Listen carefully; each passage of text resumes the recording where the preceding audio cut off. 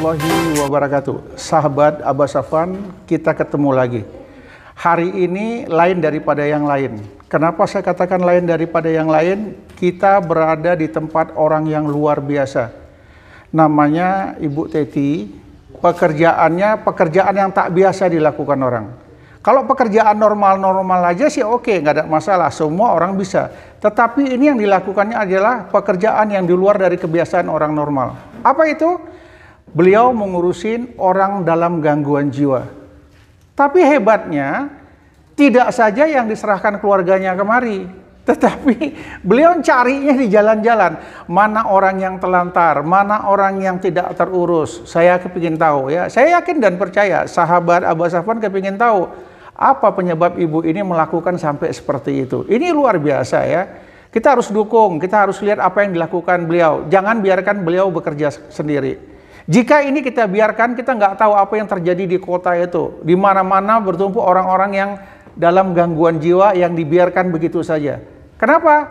Yang saya lihat juga pemerintah malas, enggan ngurusin yang seperti ini. Yang pertama petugasnya takut repot. Yang kedua petugasnya mungkin nggak punya biaya dan lain sebagainya. Tapi kenapa seorang masyarakat yang seperti ini open, peduli, perlu? Kita tanya secara langsung. Assalamualaikum warahmatullahi wabarakatuh. Waalaikumsalam, Pak. Iya, Mbak Teti kok tenang, senyum aja. Ini luar biasa. Ya, saya hari ini tertarik ya, saya lihat itu video-video di YouTube itu ibu ini mengurusin ODGJ, orang dalam gangguan jiwa. Sejak kapan itu? Kalau ODGJ ini sudah ada sekitar 2 tahunan. Lebih kurang 2 tahunan. Kenapa bisa sampai terpanggil seperti itu? Apa yang menyebabkan itu? Karena saya lihat orang sebanyak saya berjalan, banyak orang gangguan jiwa yang terkadang harus terlantar di jalanan dengan kondisi yang begitu miris. Dan banyak juga mereka yang dengan tatapan matanya seolah berkata kepada saya, bagaimana kami ini gitu. Tapi waktu itu saya selalu mengabaikan seperti orang lain. Itu bukan urusan saya, itu ada urusan orang-orang yang punya kemampuan di atas. Tetapi setiap berjalan kemanapun, selalu mata saya ditunjukkan. Seolah-olah tubuhnya berkata ya? Berkata seperti itu. Jadi apapun yang saya buat, apa yang saya makan, selalu teringat ke mereka. Semampu saya dulu saya hanya bisa mengasih makan kalau ketemu, mengasih baju. Saya coba sekarang. Itu dengan biaya sendiri? Biaya sendiri, Pak. Suami nggak marah? Awal-awal dia marah. Oh, awal-awal suami marah. Karena dia selalu bilang, jangan selalu merasa sok kaya. Karena orang yang lebih kaya darimu, banyak yang mau banyak yang lebih kaya nggak ada berbuat seperti itu. Jangan buat yang aneh-aneh. Saya juga sering bilang di hati saya, Teti, kalau ada lihat seperti itu, jangan merasa sok kaya.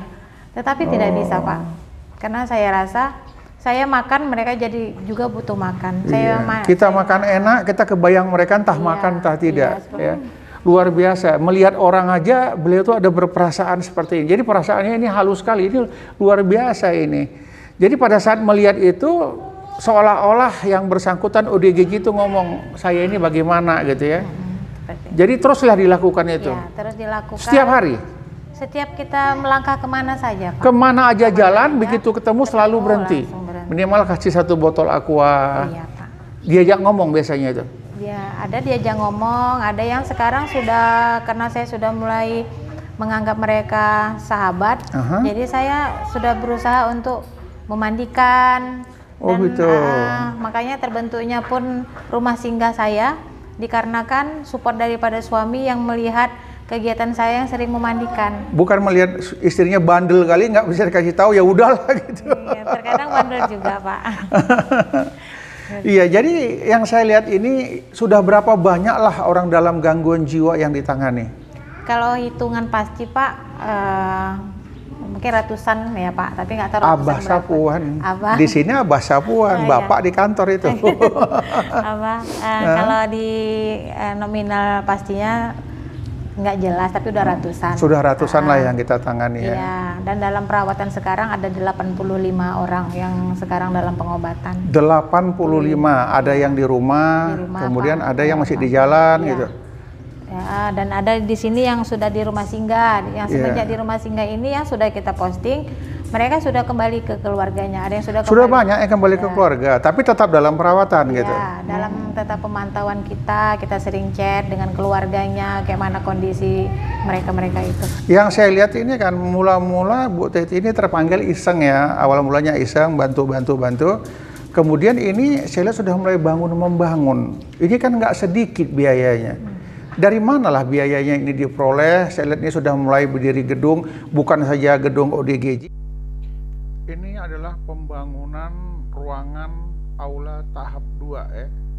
Jadi walaupun dia hidupnya pas-pasan, tapi semangat membangun rumah ODGJ, rumah singgah ini begitu luar biasa.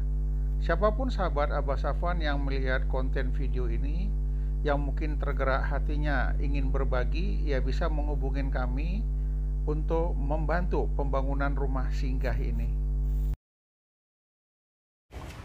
Ya Bu Teti ya, dalam menangani lebih kurang 2 tahun, apa sih suka dukanya? Kalau sukanya, sekarang saya punya saudara, saya bisa melihat senyuman mereka yang nggak pernah saya dapat. Tapi begitu mereka dapat pengobatan, mereka sudah bisa kembali membaik, sudah ingatannya sudah kembali lagi, mungkin satu persatu kembali.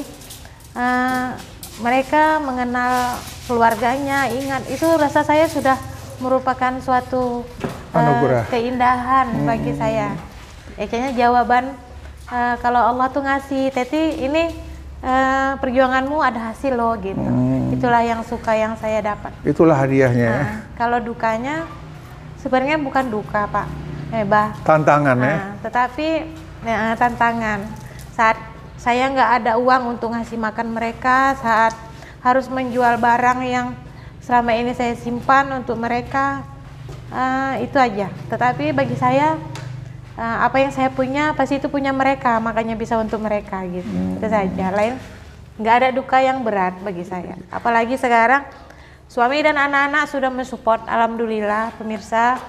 Anak-anak dan suami sangat mendukung. Yang dulunya anak remaja seusia anak saya, masanya untuk pesan barang online, tidak peduli berapa harga, mereka enggak. Selalu berprinsip apa yang masih bisa dipakai, karena uang yang kita punya itu kalau bisa untuk orang lain, ngapa dihabiskan untuk yang nggak bermanfaat.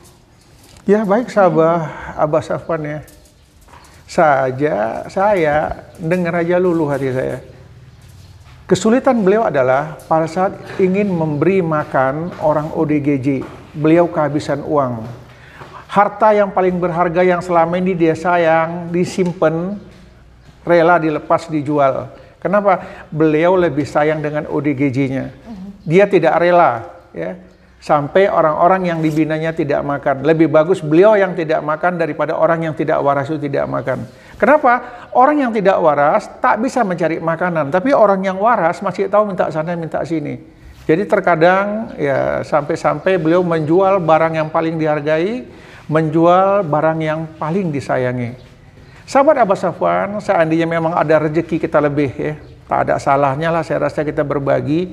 Berbagi bukan untuk Ibu Teti, tapi berbagi untuk orang-orang ODGJ yang selalu ditelantarkan oleh keluarga, yang selalu dibiarkan oleh keluarganya. Dan bahkan mungkin pemerintah juga lupa mengurusinya. Tapi beliau hadir di tengah-tengah mereka. Nggak ada salahnya rezeki itu kita bagi-bagi ya, bagi-bagi untuk ODGJ melalui Ibu Teti. Saya senang hari ini bisa berada di sini dan saya langsung mendengar keluh kesah gembiranya beliau di sini. Keluh kesahnya pada saat tidak ada uang untuk memberi makan. Kebahagiaannya beliau mampu membuat orang ODGJ yang tadi hilang ingatan bisa tersenyum, bisa tertawa, dan bisa berkomunikasi. Itulah bayaran paling berharga yang diterima oleh beliau dari orang ODGJ. Kemudian saya tanya lagi Bu Teti, jika ada masyarakat yang titip di sini, ada nggak dipungut biaya?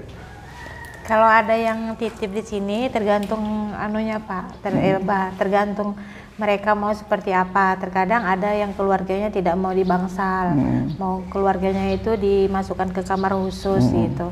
Itu mungkin ada biaya perawatan, tetapi obat-obatannya di sini kita masih beli sendiri secara gratis. Kita berikan kepada orang yang mau berobat ODGJ-nya. Iya, itulah luar biasanya ya. Dalam arti kata Beliau siap menampung orang di sini, tapi yang punya keluarga ya pengertian juga. Bahkan ada keluarga yang minta ditangani khusus, memiliki ruangan khusus. Jadi kalau dipungut biaya sedikit-sedikit ya untuk bayar listrik, bayar air, biaya perawatan petugas ini, itu adalah hal yang wajar. Ya, jadi saya berharap marilah kita pikir positif. Apa yang bisa kita bantu untuk mereka-mereka yang berada di sini. Ikutin langsung terus channel ini ya, sahabat Abbas Affan. Kita nanti ketemu lagi dengan channel-channel yang berikutnya. Oke, Bu Teti, terima kasih. Assalamualaikum warahmatullahi wabarakatuh. Saat ini kita berada di ruangan ya, ruangan rumah singgah ODGJ. Di sini ada dirawat beberapa orang anak remaja. Yang satu akibat kecanduan sabu yang diantar orang tuanya. Kemudian ada lagi seorang anak remaja yang kecanduan menggunakan lem.